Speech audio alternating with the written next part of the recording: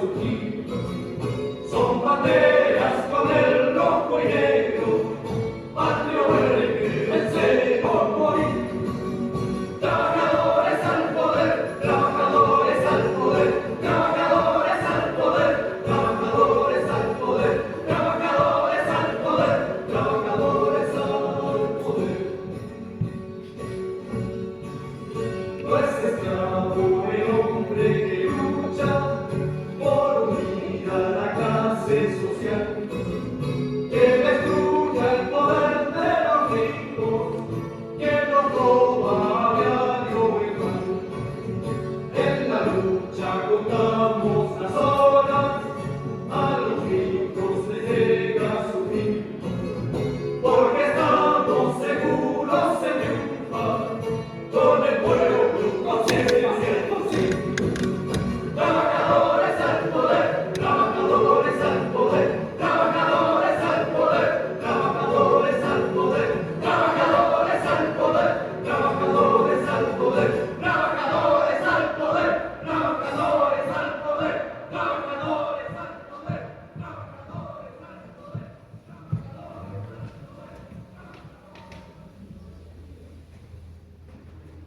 Bienvenidos a este pequeño acto de homenaje a la resistencia. Cuando pensamos en Miguel Enríquez, cuando pensamos en los 50 años de la caída del combate de Miguel Enríquez, nuestro compañero Miguel, pensamos en la resistencia, ¿no? en esa decisión de resistir, ¿no? Con toda la fuerza, como él lo decía, con toda la fuerza de la historia. Este es un homenaje, por tanto, un homenaje a la resistencia, homenaje plural, homenaje a Miguel, pero también a cada uno y a cada una que resistió, y sobre todo un homenaje a quienes hoy todavía resisten, día a día. Aquí, todos sabemos a cuál Miguel nos referimos. ¿A qué Miguel único? ¿A qué Miguel tan terrestre? ¿A qué valiente tan increíble como tantos otros compañeros y compañeras que hicieron posible la derrota de la dictadura? Derrota táctica para algunos, pero derrota al fin y al cabo. Queremos agradecer en primer lugar a Cineforum, ¿no? Que ha hecho posible que nos encontremos, y también el colectivo Babor, especialmente Cineforum, por cierto, por la importancia que tiene para nosotros, para todos nosotros y para Valparaíso, sin lugar a dudas.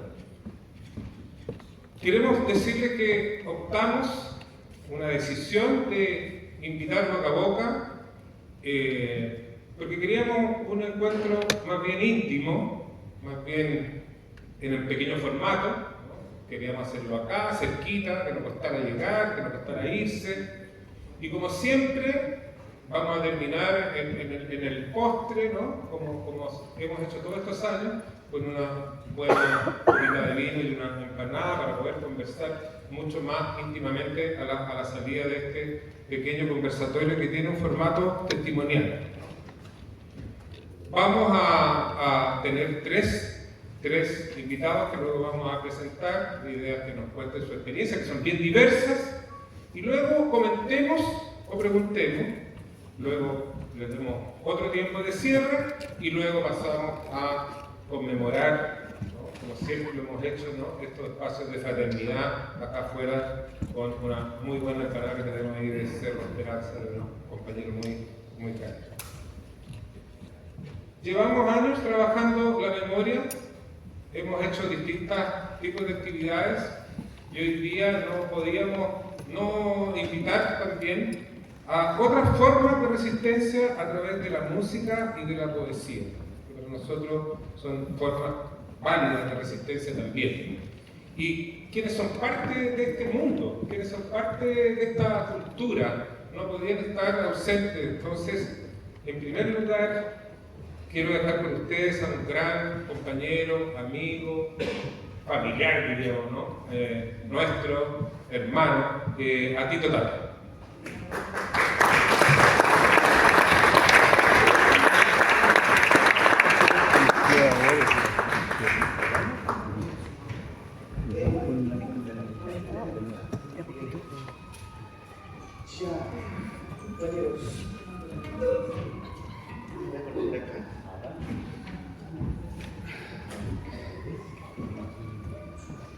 pensaba que iba tan pronto. Yo pensaba que iban a hablar primero. Bueno, un gusto estar aquí con ustedes, compañeros, igualmente.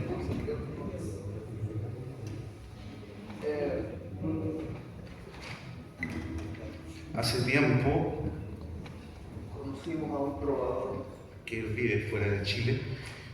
Yo cuando trabajaba con Nelson, con Marisa, me mostraron a este trovador que se llama Marcelo Puente y tiene una canción muy adecuada para, me la pidieron especialmente, se llama Compañero. Esta es la primera vez que la toco en público.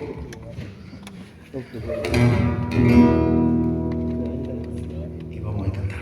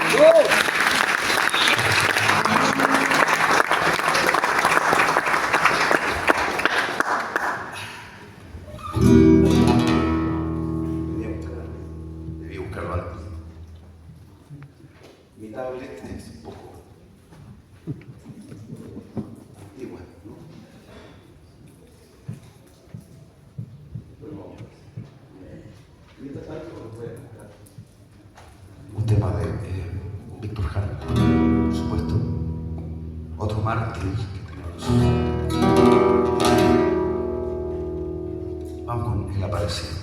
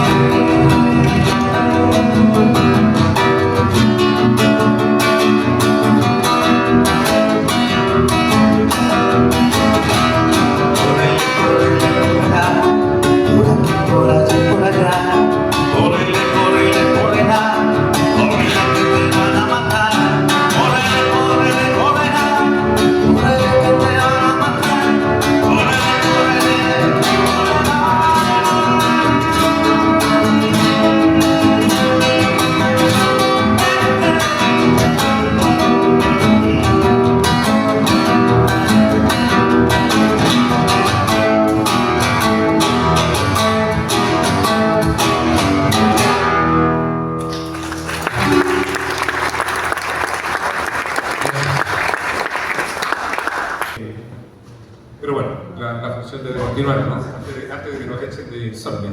Agradecer a Insomnia toda la gentileza que ha tenido con nosotros para estar acá. Tenemos un horario agotado, ¿no? Hoy viene una película después de nosotros, entonces tenemos que ajustar un poco a ese horario. Tenemos otro amigo invitado acá, que también, como Tito, en otro género, también ha estado con nosotros toda la vida, ¿no? Parte de nuestra familia, un gran amigo del alma, así que tiene un texto maravilloso hacia Miguel y queremos contar con el diante. ¡Bravo!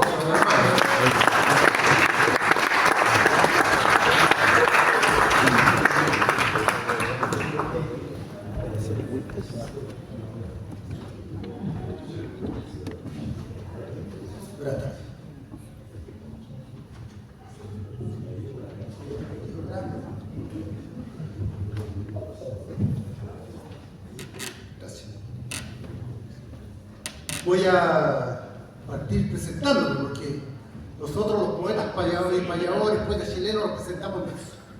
Ya vendrían los hombres. Con mi talento veloz me presento de improviso. Mi nombre es Carlos Muñoz y soy de Valparaíso.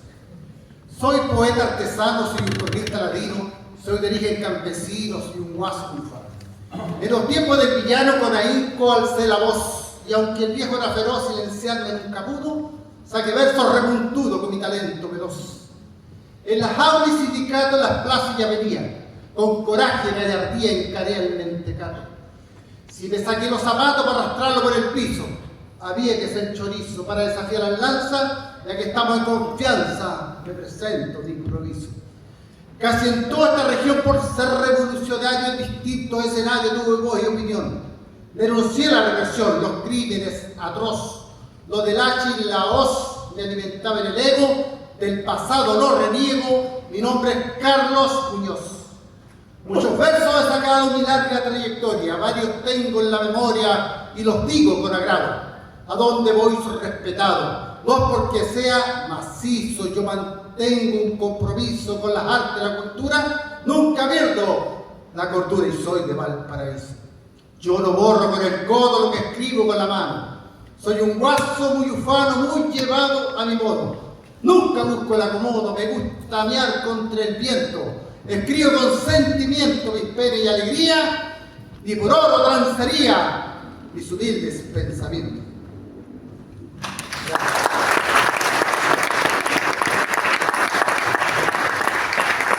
Se cumplen 50 años de la muerte de Miguel, hombre revolucionario, camarada, noble y fiel. Un ejemplo de lucha, el compañero, por eso recordado en Chile entero. En Chile entero sí, por su coraje. Por eso es que le rindo este homenaje. Siempre estará presente, caramba, en nuestra vida.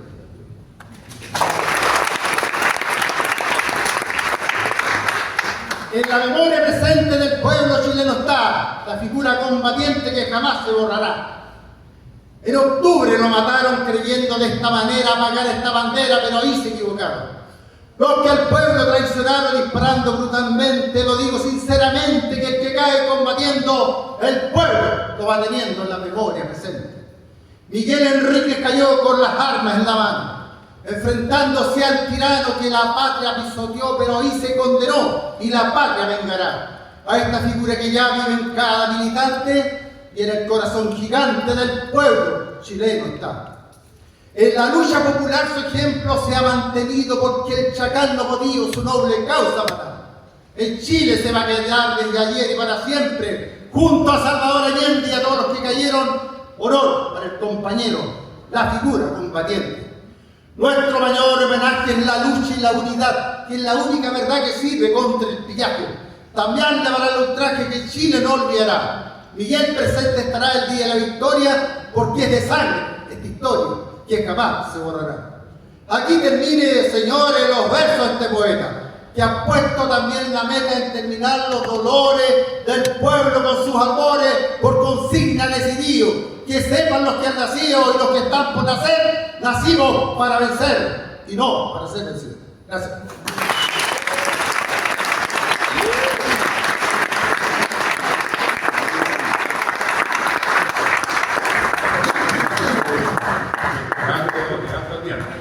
Oye, el zorro cambia el pelo, pero no las mallas. Bueno, muchas gracias, querido Diantre. También podríamos seguir acá horas con la poesía de Diantre. Siempre ha estado presente con nosotros, es parte de nosotros. La resistencia, que es lo que nos convoca, tiene que ver con el surgimiento del MIR, ¿no? Hay una cercanía ahí, es temprana, ¿no? El MIR, podríamos decir, surge resistiendo. Fue bien difícil decidir qué video queríamos compartir, qué fragmento, porque es un fragmento de un video, ahí estábamos, no nos poníamos de acuerdo, porque la verdad es que podríamos también estar horas viendo ese material tan maravilloso, ¿no?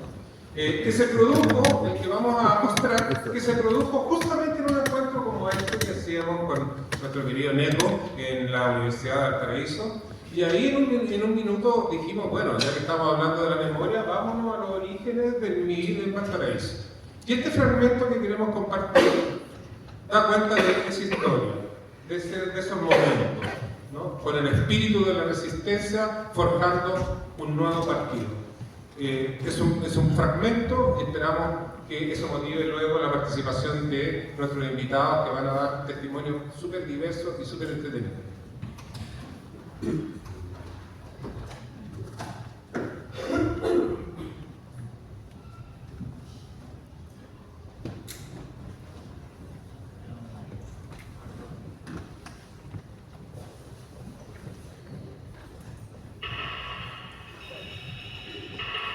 Podríamos decir desde el año 66. Ahí aparece el MIR Valparaíso Federal con un grupo muy chiquito de contacto que transmitían el periódico, y el periódico se recibía a través de, aquí muchos se van a acordar, del kiosco que tenía el papá de Clarito, aquí frente al lo que hoy día, allá en la Plaza Mayor, cerca de la Plaza Mayor, ¿no? Tenía un pequeño kiosquito en donde ahí iba a buscar y leíamos. El que hizo el contacto en verdad para que madurara este grupo fue el hermano de Clarito, compañero que acaba de fallecer hace unos meses atrás. Exacto. Él fue el que hizo el contacto. Era un estudiante de pedagogía en Santiago, en el MIR, y él venía una vez cada semana o cada 2 semanas y nos contaba la película que nos pasaba, contaba. Ahora, ese es un primer grupo. El otro grupo, más importante, y esto es lo que decía el Teco Preciso, que contaba porque no se conoce, provino de la radicalización de la juventud cristiana. Yo mismo provengo de ese sector, ¿no? El negro Calderón es el. ¿Qué pasó en la juventud cristiana? La juventud cristiana, hay una historia que nunca la han contado, o que nunca la han contado, creo que cabe que hacen una memoria sobre eso. El origen de ese fraccionamiento de la juventud cristiana nace en la campaña presidencial, cuando la derecha decide apoyar a Frei.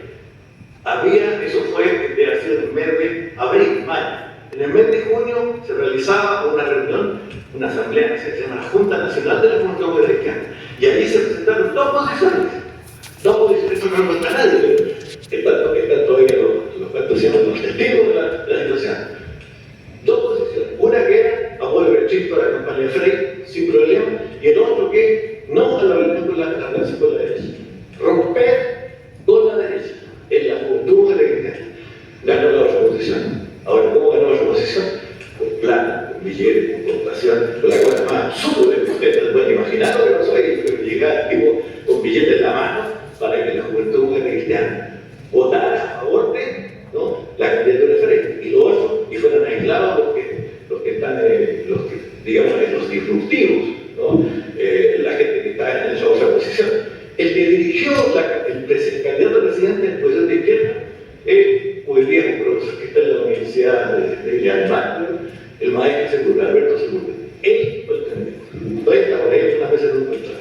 Bueno, esa pelea se perdió en Valparaíso, dos partidarios de Segura, el grupo central, ¿no? La juventud cristiana en Valparaíso, 5.000 militantes, ¿no? Se perdió la candidatura, y un grupo más radical de ese sector formó por los agentes de Santiago algo que se llama el MOSEC, Movimiento de Septiembre. cuya lógica fue la siguiente, ¿no? Que es de que aquí se perdió esto, pero hay que defender el programa, hay que defender lo que dice Frey, que hacer reforma agraria, que haga reforma agraria, quiere hacer reforma urbana, que haga reforma urbana, defender el programa que se ha impuesto para. Entonces, bueno, eso que pasó ahí, voy a lo otro.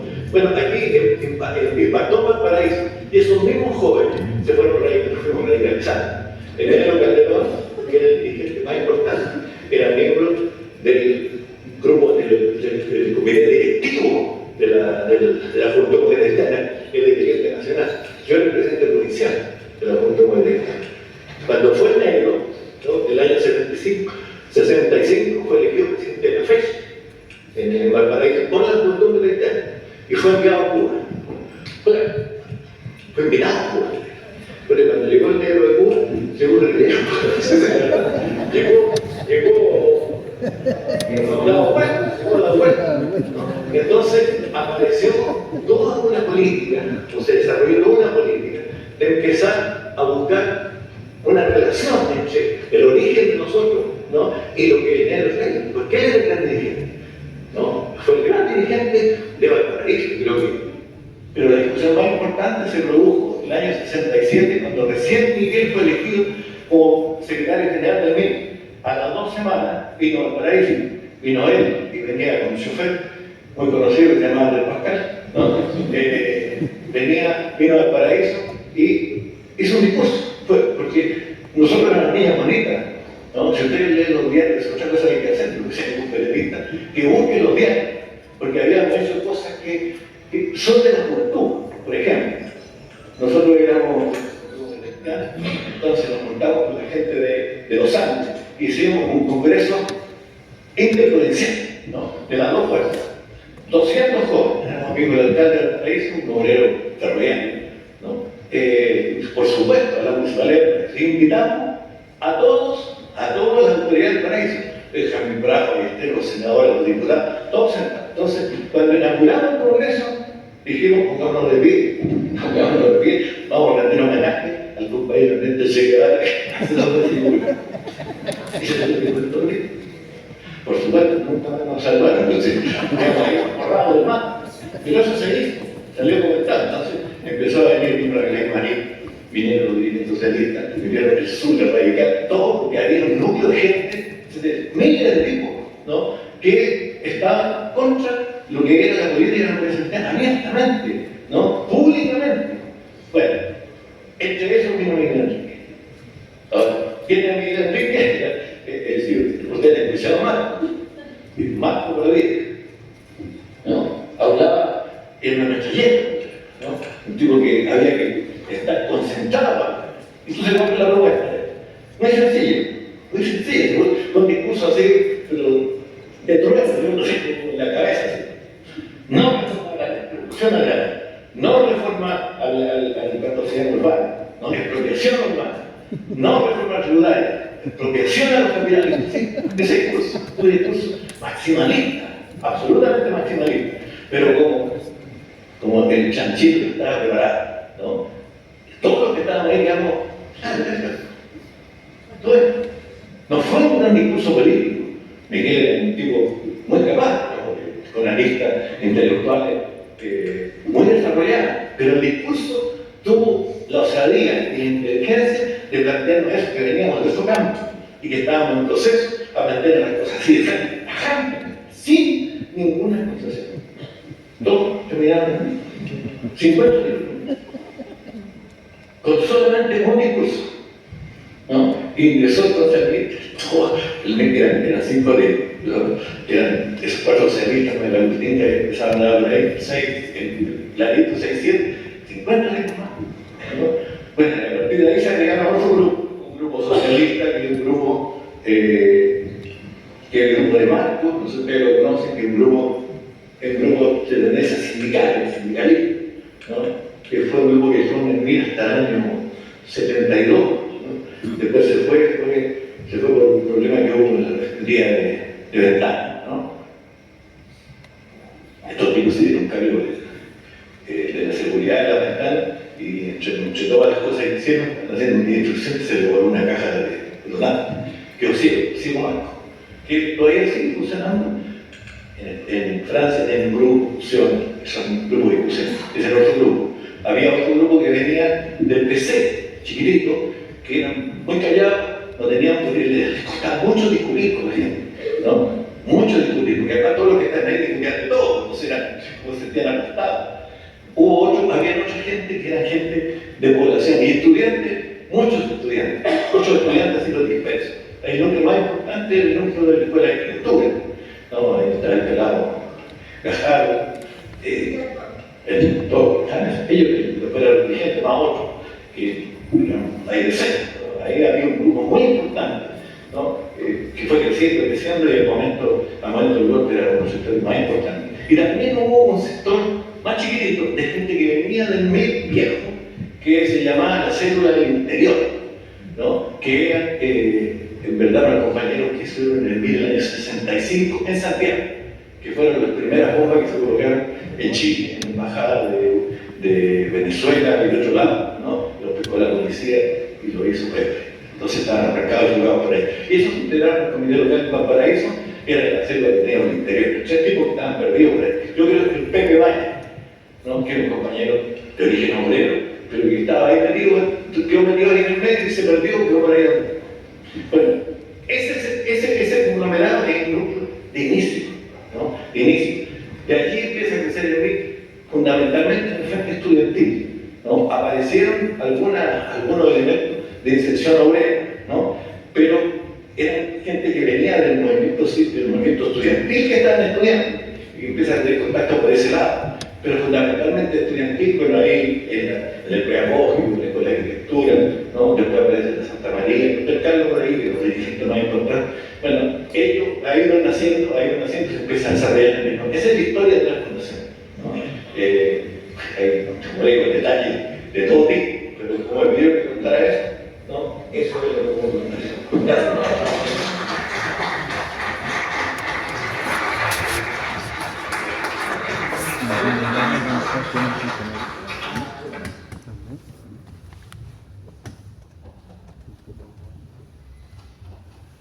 Bien, 2013, ¿cómo ha pasado el tiempo? Como que hubiera sido ayer, me acuerdo cuando estábamos ahí en la sala de libros. Bueno, queremos invitar ahora, vamos a pasar a los testimonios, ¿no? Que son tan diversos y tan entretenidos. Conversamos con Marisa el otro día, nos reunimos con nuestros invitados a ver desde dónde iban a abordar un poco estos testimonios, y la verdad que es súper diversa nuestra historia, ¿no? Hay tantas biografías metidas ahí, ¿no? Tanta decisión, ¿no? Nosotros decíamos, la persona que decidió continuar militando ya era un acto heroico. Solo continuar militando, ¿no? Comprometerse a seguir siendo milista después del 73 era un acto muy valiente. Y ahí están los testimonios centrados, ¿no? De manera distinta, ¿no? Tratamos ahí de mostrar un mosaico lo más representativo posible de nuestras historias. Así que quiero invitar a nuestro querido Flaco Lara, Adolfo Lara, que desde el sindicalismo, ¿no? Resistió durante la década del 70, a Valquiria Jorquera, trabajadora social, que expresa muy bien a las mujeres que existen, y a nuestro querido René, que acá es como todos, parte de la dirección de Valparaíso.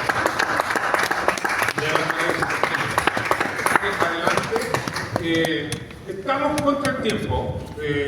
También podríamos estar toda la noche conversando acá, ¿no?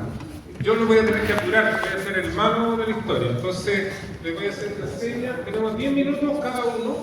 La primera ronda. Después abrimos las conversaciones. Ojalá, y ahí les vamos a pedir encarecidamente que sean súper directos. Pueden ser preguntas, pueden ser comentarios, por supuesto, pero súper al hueso, porque si no va a venir la otra película y no vamos a alcanzar a compartir afuera, que es la parte, el postre más entretenido, ¿no? Al calor de una botella de vino y una empanada. Entonces vamos a tener 10 minutos cada uno, una ronda de comentarios o preguntas, y luego ellos van a tener de nuevo 5 minutos para cerrar. Así que el micrófono de ustedes, Leandro va a tener después, Leandro está por ahí, va a tener después el micrófono para las preguntas. Ustedes como quieran partir.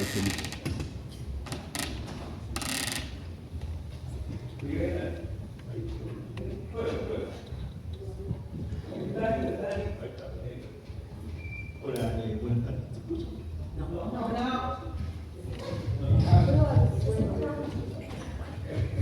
Les sugiero que si saquemos este, porque es mucho mejor que el inalámbrico.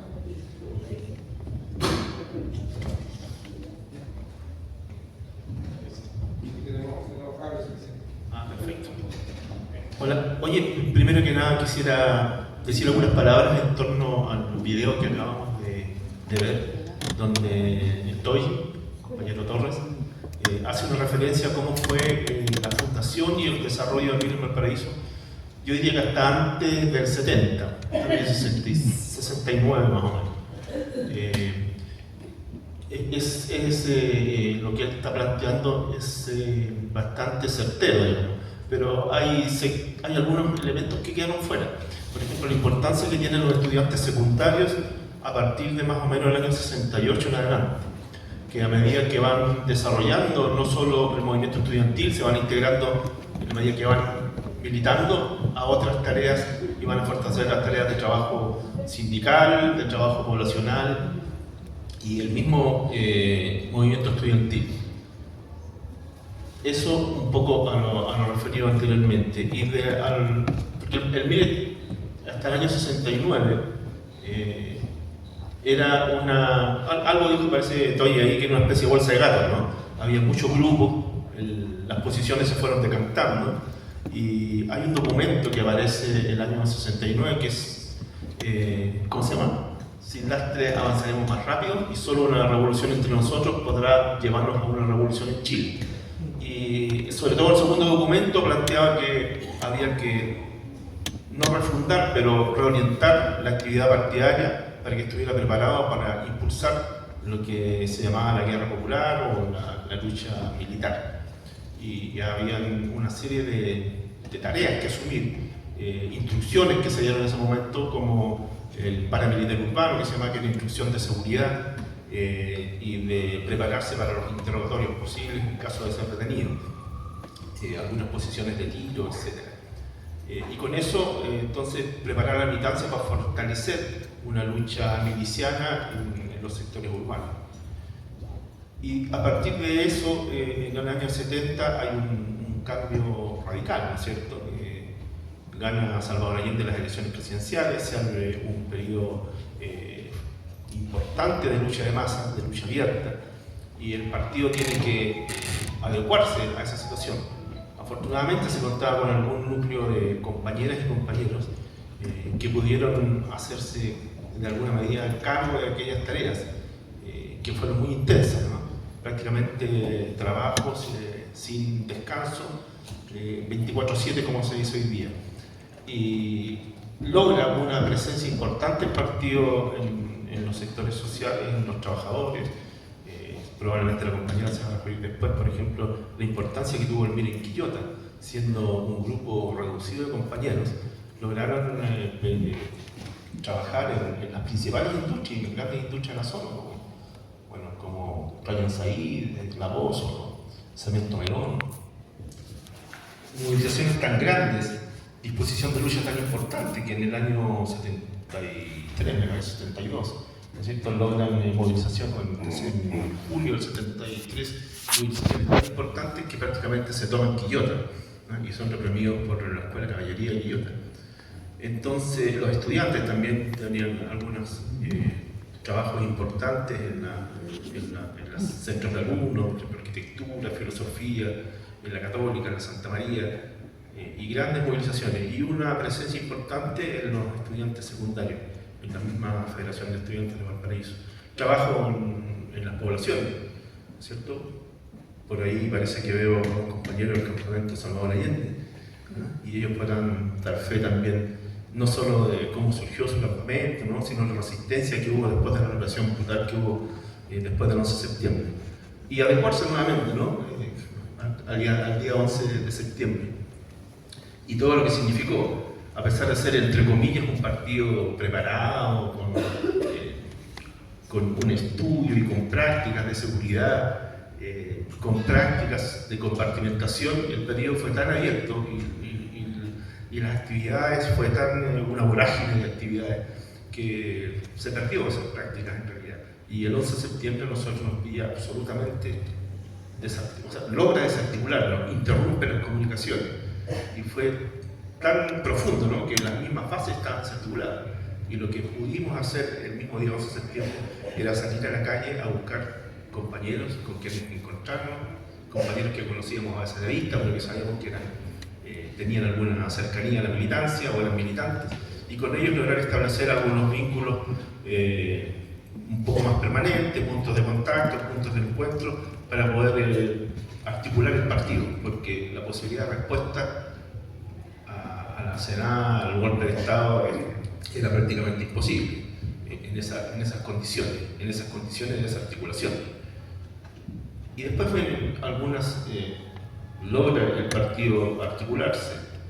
Aquí estoy diciendo un vistazo muy general, ¿no? Por supuesto que estoy trayendo de situaciones, de discusiones, etc. Pero es una visión general. Logra articularse, se logra articular algunos comités locales, porque el partido está articulado con un comité regional y con comités locales.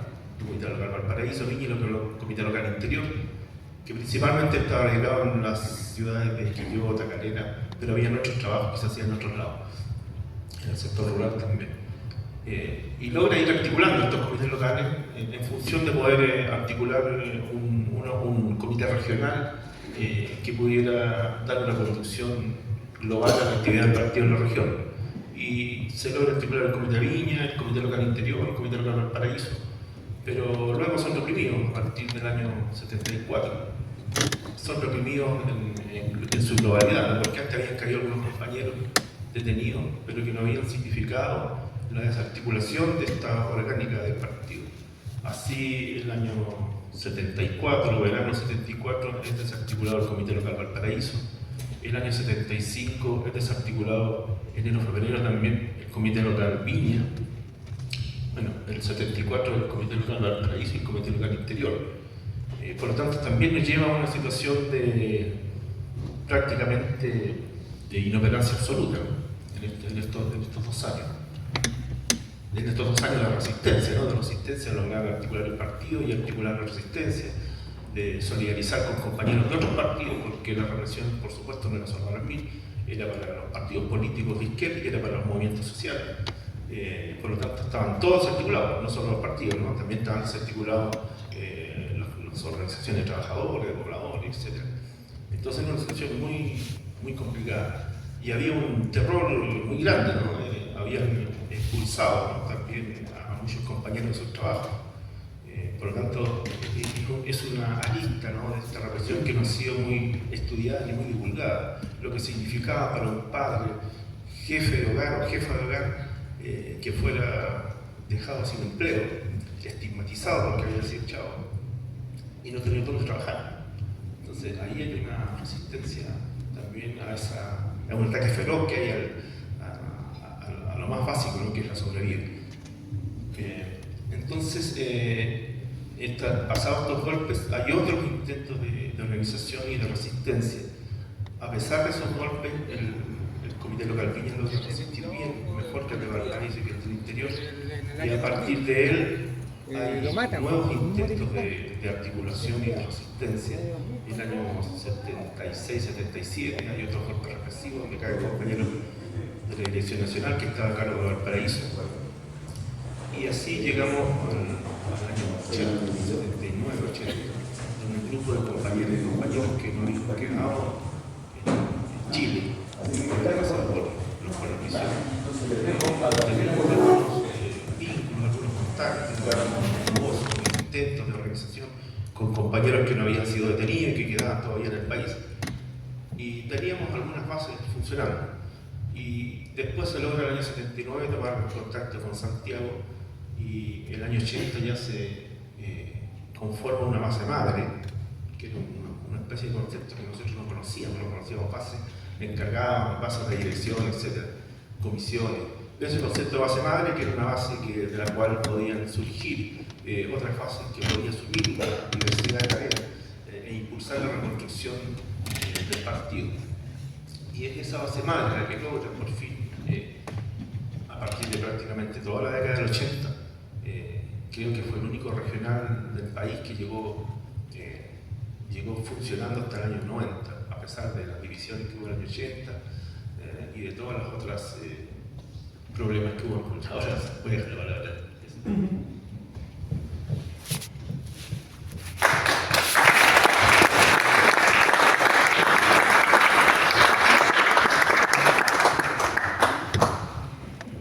Buenas tardes. Es un gusto poder compartir esta parte de la historia que tenemos, testimonio con todos quienes están acá. Estos testimonios es parte de memoria. Memoria, hay muchas memorias que nosotros podemos contar. Dos personas que han vivenciado una misma situación pueden tener dos enfoques distintos, con matices distintos. Por lo tanto, un relato, un testimonio, una memoria no descalifica a la otra. Eso es bien importante que lo podamos complementar, porque las visiones de la memoria y de los momentos vividos son personales. También quisiera comentar que lo que yo quiero compartirles puede tener espacios de olvido, puede tener espacios de desconocimiento, pero eso no significa, como a veces se traduce, en una falta de respeto, sino que solamente pueden ser olvidos o pueden ser desconocimientos. Yo voy a empezar. La siguiente, por favor.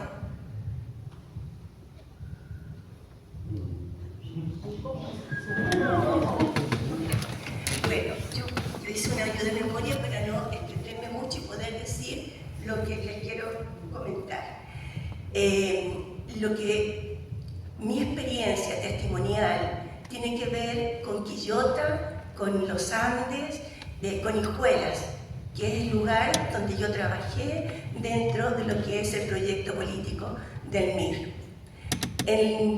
Empezamos con lo que significa el trabajo. Yo trabajé en lo que son las unidades campesinas, es decir, el trabajo rural. Y en esas unidades campesinas empecé el año 71 y mi primera jefa de unidad, como se llamaba en ese tiempo a los grupos de trabajo, era una mujer y era una compañera de la Escuela de Agronomía. Por lo tanto, eso fue marcando el trabajo que se hizo, especialmente en lo rural. Éramos dos mujeres y dos compañeros. Y nuestra compañera jefa de unidad éramos en concreto 3 mujeres.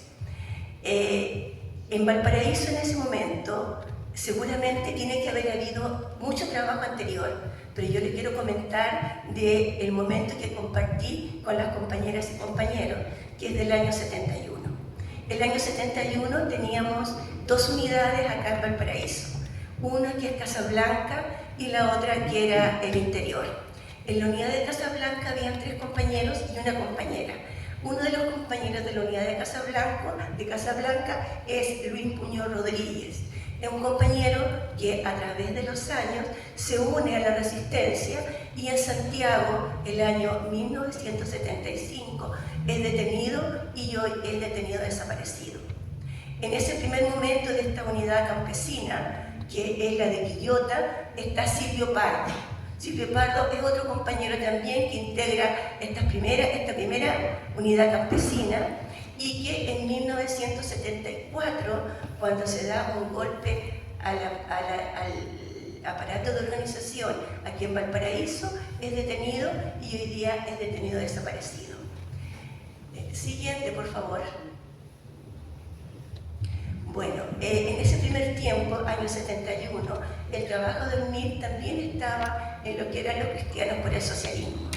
Esto era en los Andes, donde había en el sector de San Esteban, había un asentamiento que eran las Golondrinas. En ese asentamiento la casa patronal era una casa donde se alojaban los curas que habían promovido los cristianos por el socialismo. y también eran curas que pertenecían al MIR. Y dentro de esos curas está Antonio Gidó, que hoy día también es un compañero detenido desaparecido, que cae el año 74 en lo que es la reorganización del MIR en Santiago. Siguiente, por favor. Cuando hablábamos de Quillota, Quillota seguramente es una ciudad donde el MIR empezó mucho antes que el año 71, pero las historias compartidas como testimonio es fundamentalmente que estas unidades campesinas, especialmente la de Quillota, trabajó muy cercana con lo que era el FTR de Quillota, porque lo que se buscaba era la unidad obrero-campesina. Entonces las reuniones, el trabajo, se hacían con dirigentes del FTR, el FTR de Rayón Saí y el FTR de Quillota. Y dentro de esas unidades del FTR hay 3 compañeros que nos acompañan hoy día, que son 3 compañeros ejecutados.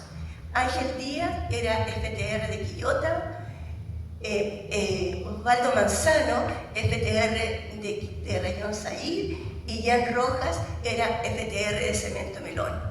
También son compañeros, los 3 compañeros caen en los primeros momentos del golpe, son detenidos, ejecutados. Siguiente, por favor. Luego,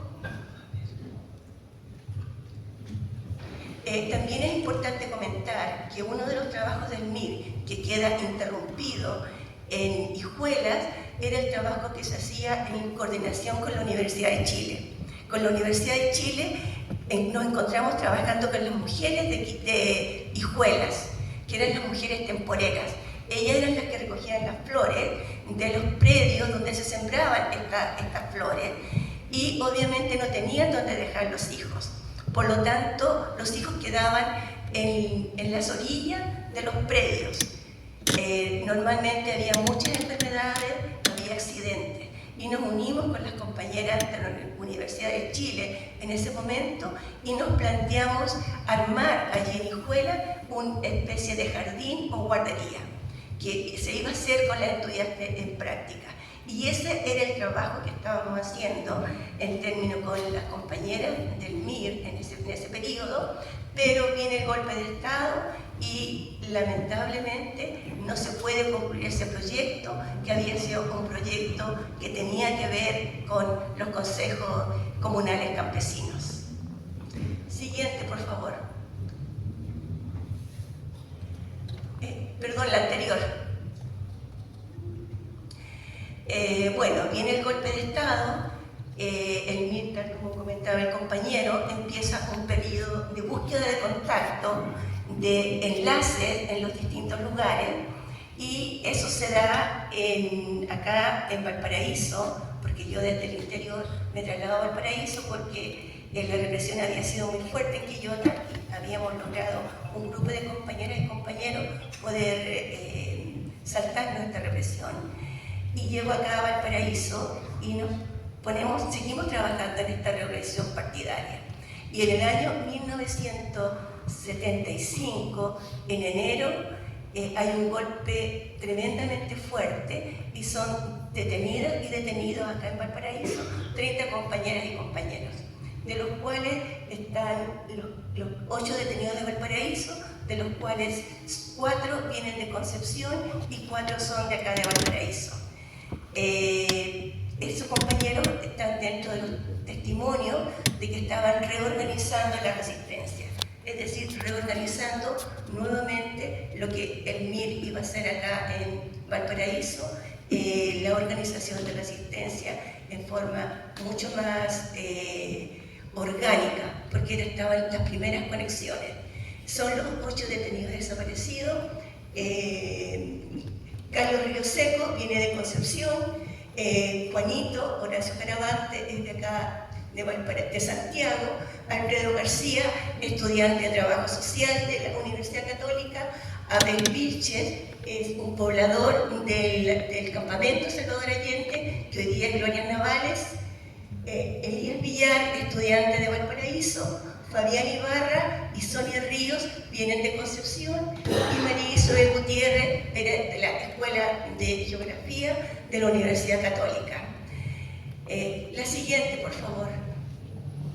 Dentro de ese golpe represivo hay un detenido ejecutado que es el Mique Alejandro Villalobos y que es el compañero que cae en Valparaíso producto de los disparos que le hace la gente de la DINA. Bueno, eso es producto de ese golpe también. Somos detenidos, somos trasladados a Santiago, a los distintos lugares, primero Regimiento Maipo, luego Villa Grimaldi, 4 Álamos y 3 Álamos. Y el otro, quiero compartir además, el otro recuerdo de resistencia que se hace es en 3 Álamos. En 3 Álamos, al poco tiempo, yo llego a 3 Álamos a fines de febrero del 75, y en marzo del 75, ya en este grupo de mujeres que estaba detenida, que era aproximadamente 120, ya se forma el partido al interior de la cárcel. Es un partido orgánico, con tareas, con propuestas y con un proyecto político también que significaba sobrevivir de la mejor forma posible para una vez salir, reintegrarnos a todo lo que era la resistencia. 5 minutos. Bueno, dentro de eso, el MIR en 3 Álamos elabora una plataforma que nos permite funcionar de la mejor forma posible para que la represión, es decir, las pacas que nos cuidaban, no se dieran cuenta que estábamos funcionando como partido. Y para eso solamente voy a nombrar una de las actividades que hacíamos al interior de la cárcel, que era el taller laboral. Y este taller laboral significaba que nosotros bordábamos blusas, hacíamos zapatos, hacíamos artesanía. Eso permitía, en el caso de bordado, que nos podíamos juntar 3 o 4 en un lugar y estábamos bordando. No se visualizaba que era una unidad que estaba discutiendo, que estaba planificando o que estaba evaluando cómo estaba siendo nuestra situación en la cárcel. Llego hasta ahí para pasar al compañero. Muchas gracias.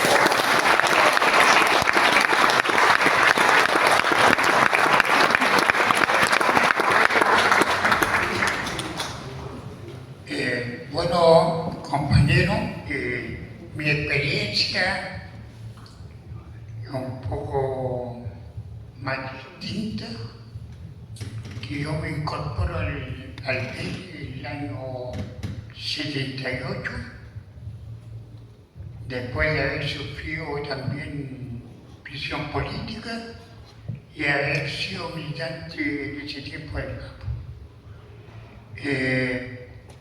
Quien me recluta al MIR, un compañero Oscar Jara, que era el encargado del trabajo abierto del partido.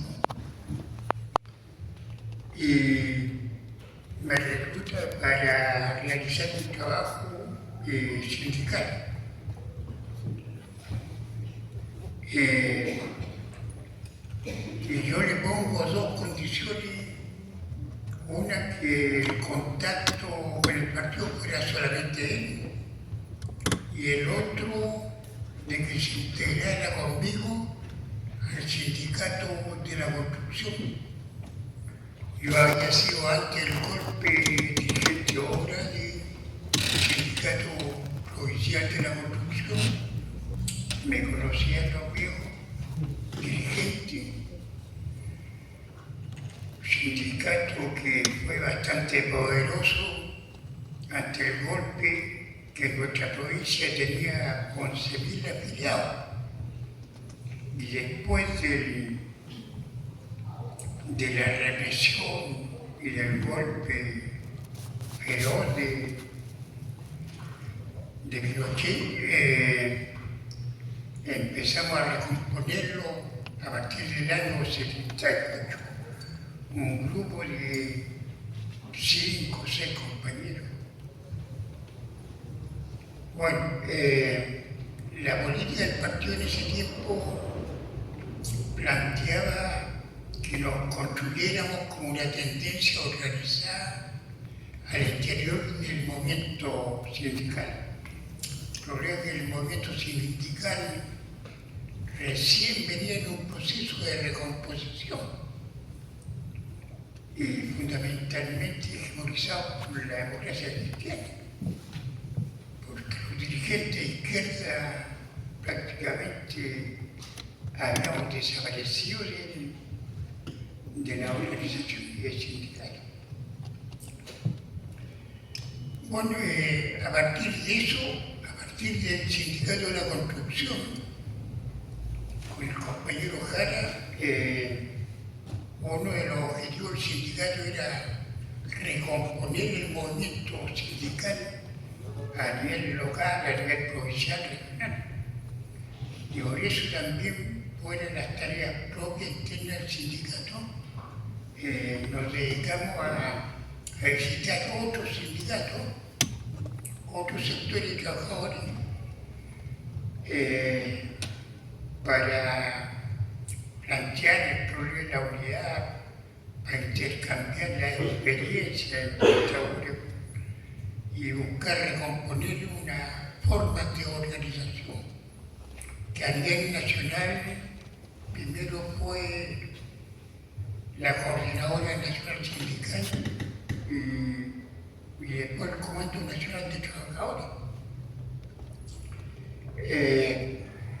Y aquí en la región se formó un grupo que fue un poco la expresión de la Coordinadora Nacional Sindical, donde nosotros también participamos, y se formó después en el año 83 lo que fue el Comando Comunal de Trabajadores.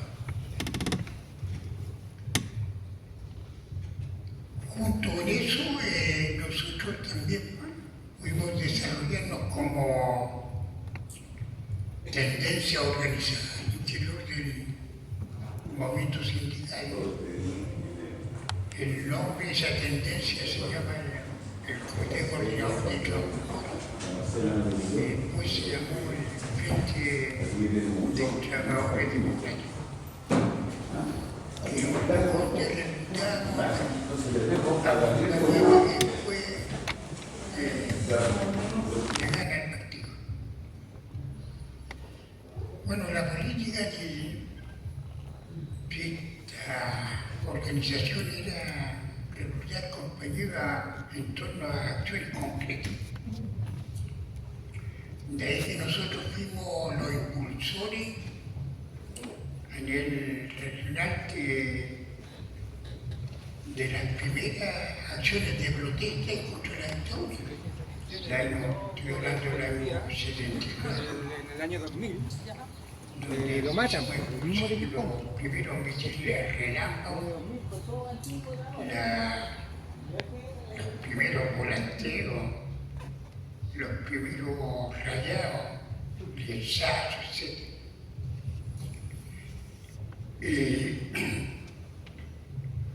También es importante mencionar de que todo nuestro trabajo con el compañero Jara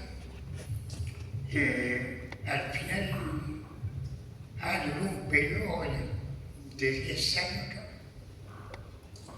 o sea, hasta el término de la dictadura.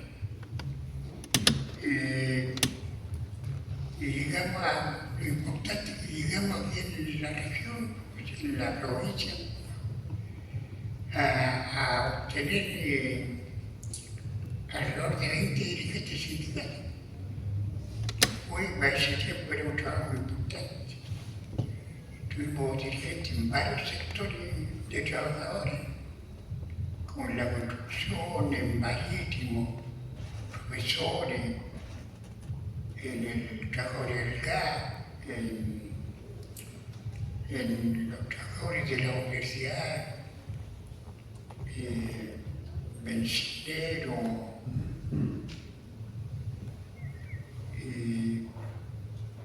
para el interior también un trabajador un dirigente de ferroviario.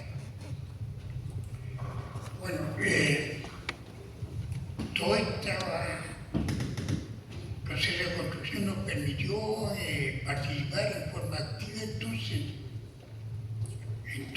fue el periodo 83-86, con la convocatoria a la jornada de protesta nacional realizada por el Comando Nacional de Trabajadores. Que al final logró desestabilizar, ¿no es cierto?, la dictadura.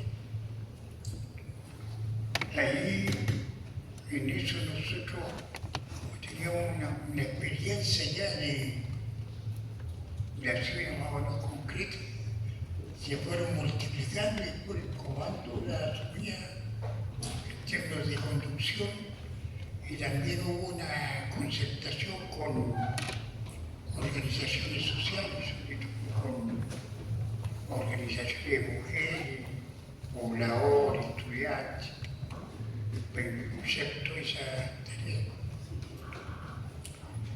Y el trabajo nuestro, como mire, al final termina en el año 89 con la constitución de la CUT a nivel nacional, y a nivel provincial se conforma la CUT provincial, que también participamos ahí, y donde elegimos un compañero del Gapalco como dirigente del Consejo Directivo Provincial. Es más o menos a grandes rasgos y la experiencia como MIR que realizamos en todo lo que fue el proceso de recomposición del movimiento sindical, y que los trabajadores asumieron un nivel de protagonismo y de conducción en la lucha antidictatorial contra la dictadura.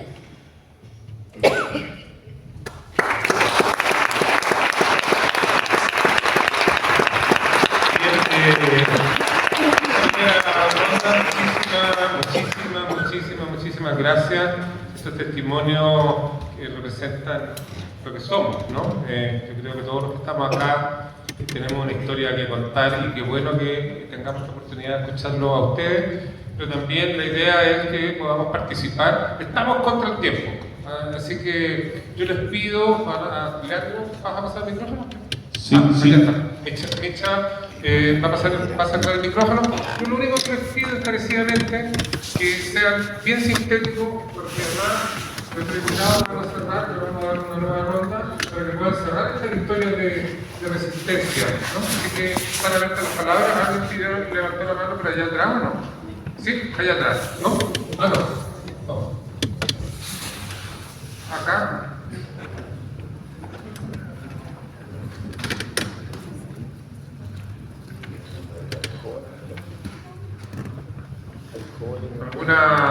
¿Algún comentario, pregunta que quieren hacer? Hay una... Bien cerca al micrófono, por favor. Bueno, yo quiero complementar un poco lo que decía ahí, compañero, cuando hablaba de su inicio real, fue término de alcanzar el país. Tenía como poca organización, y los que quedamos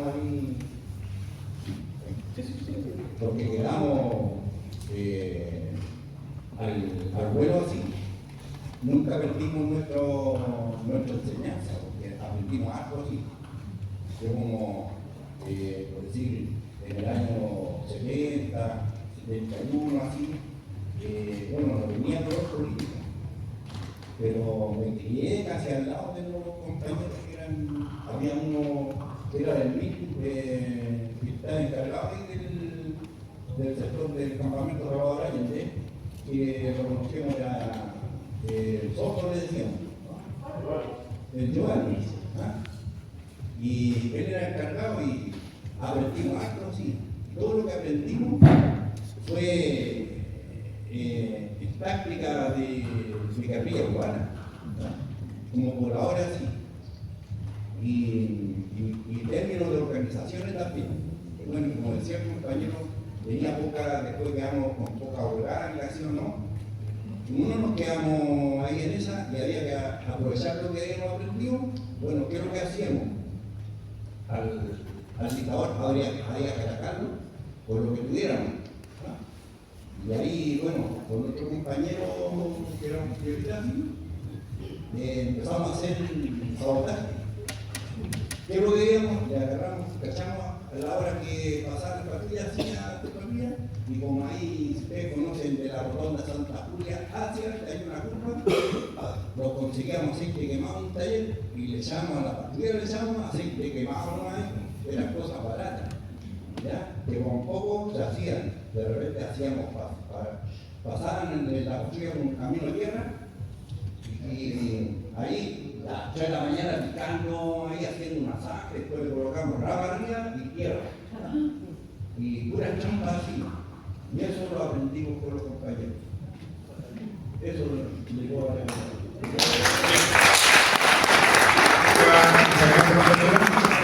¿Tiene la palabra media?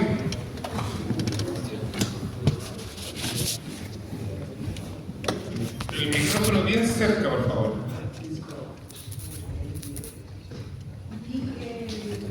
Me gustaría que también nos recordáramos el papel que cumplió en la resistencia del Codeco Quinta Región.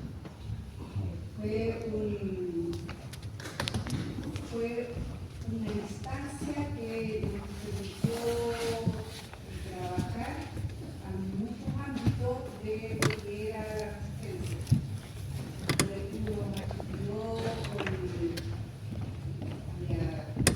Pobladores, estudiantes, las mujeres,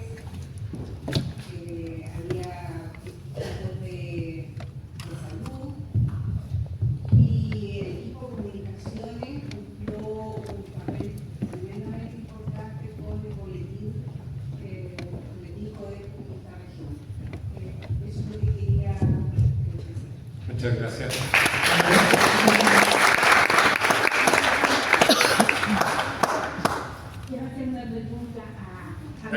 Por favor, para el micrófono, por favor. Una pregunta para Virginia. Tú hablaste de los intentos de trabajo en común del campo y la ciudad.